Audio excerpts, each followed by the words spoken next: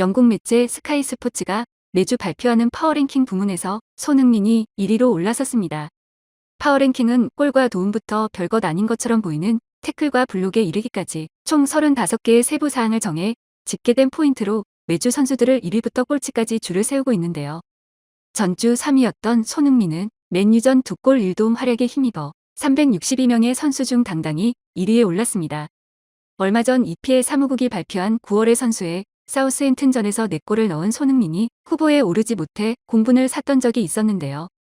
5골을 몰아친 루인의 활약이 엄청났기에 9월의 선수에는 뽑히지 못한다고 하더라도 후보 명단 8인에도 포함되지 못한 건 이해하기 힘들었는데 활약도를 명확하게 점수화해 발표하는 파워랭킹을 보면 자격이 차고 넘친다는 것을 증명한 셈입니다.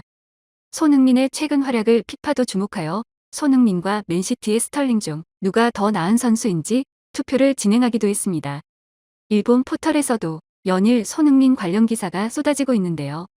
파워랭킹 관련 기사를 포함 일본 매체가 자체적으로 선정한 유럽리그 전체 선수를 대상으로 한 활약도 랭킹에서는 11위에 이름을 올리기도 했습니다. 손흥민의 프리미어리그 파워랭킹 선두 등급 관련 반응 염탐해봤습니다.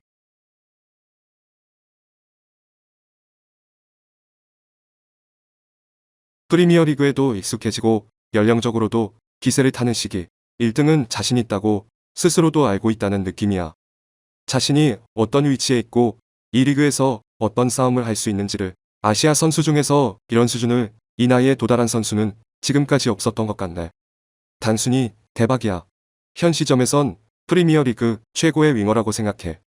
프리미어리그 윙어들은 스털링, 마네, 살라 등 좋은 선수들 뿐인데 손흥민도 손색이 없죠. 아시아인 사상 최강 2위 그룹을 여유롭게 떼내고 달리는 중 손흥민만 급이 달라.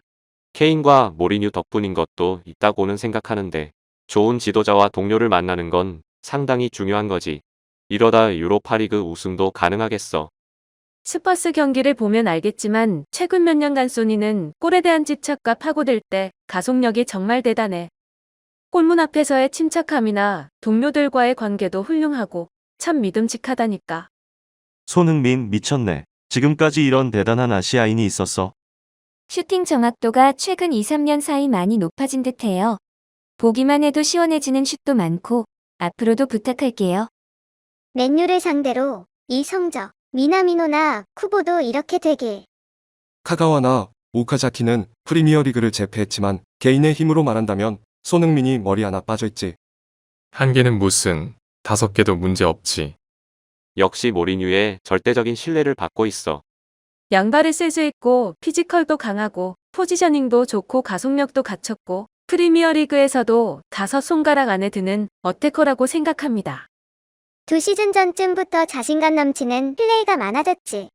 보고 있으면 정말 설레는 플레이어예요.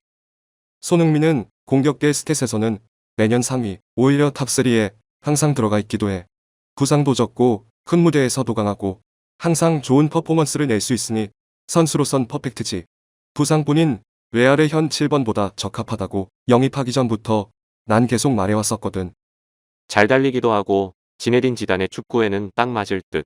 케인도 아마 그럴 거고.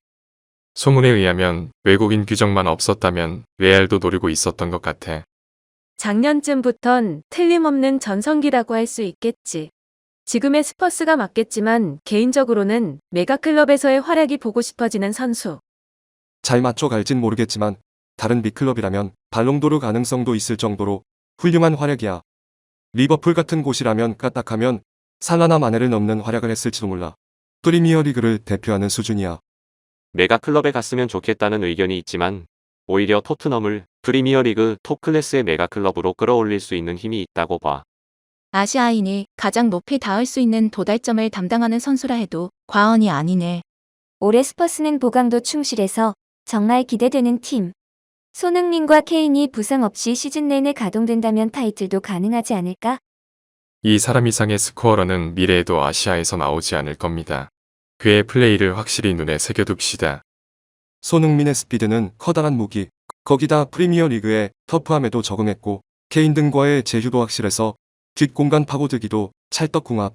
미나미노도 뭔가 뾰족한 무기가 있었으면 하는 마음이야. 그저 굉장한 선수. 더 평가받아야 해. 팀의 실적에서는 역시 못 미치겠지만 개인 임팩트로는 박지성은 넘은 거겠지.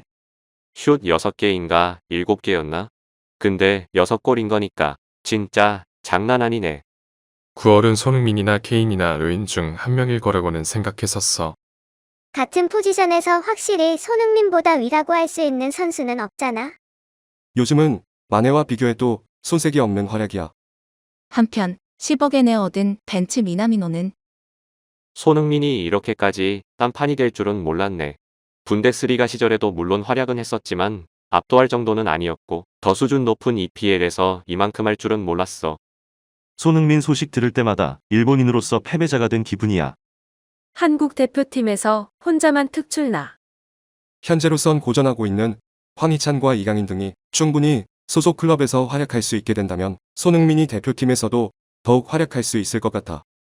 사실 손흥민은 한국 대표팀에서 너무 특출나서 오히려 본인이 주변 수준에 맞추는 것처럼 보이기도 하거든. 진짜 일본인 중에 손흥민 같은 선수 안 나와주나? 손흥민은 일본인인데요. 한 15년 후를 기대해 주세요. 손흥민 골 넣을 때 균형 잡으려고 양손 벌리는 거 애기 같아서 되게 귀여워. 손흥민은 일본인입니다. 한국인인 미나미노와 같은 아시아인으로서 힘냈으면 좋겠어요.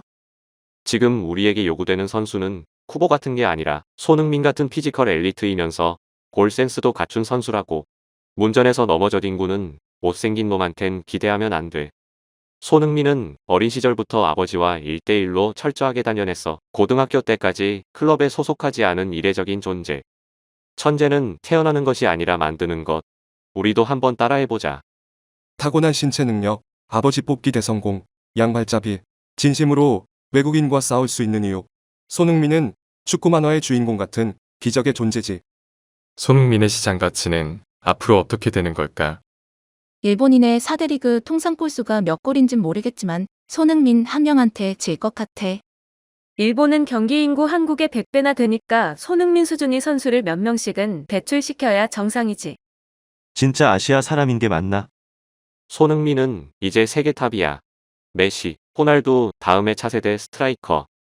진짜로 레알로 가면 좋을 텐데. 스퍼스만 빼곤 모두가 행복해질 거야. 이번 시즌 프리미어리그에서 가장 무서운 존재, 쾌속, 체력, 결정력, 어시스트 능력, 포워드에 필요한 요소를 모두 갖췄어. 오늘 준비한 내용은 여기까지입니다. 영상이 유익하셨다면 구독과 좋아요 부탁할게요.